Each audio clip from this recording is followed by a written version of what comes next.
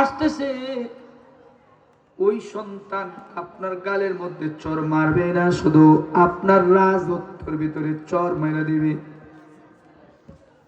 সম্রাটকে কি করা যায়? জ্যোতিষীরা বলে কি করা যায়?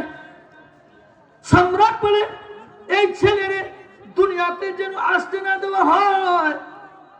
তাম মিশর জুড়ে পাহারাদার নিয়োগ করেছেন যেন ওই সন্তানটা দুনিয়ার জমিনে আসতে না পারে।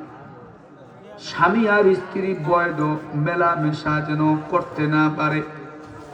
দুইজনের মিলন যদি না হয় তো তাহলে ওই সন্তান আর পৃথিবীর জমিনে আসতে পারবে না। মিলন বন্ধ করে দিয়েছেন জালেম সরকার। মিলন বন্ধ হয়ে গেছে। জালেমের বিশ্বাস হলো আর ওই সন্তান আসবো না। কিন্তু আল্লাহ যদি চায় কেউ তারে ফিরাইতে পারে না, পারেনি।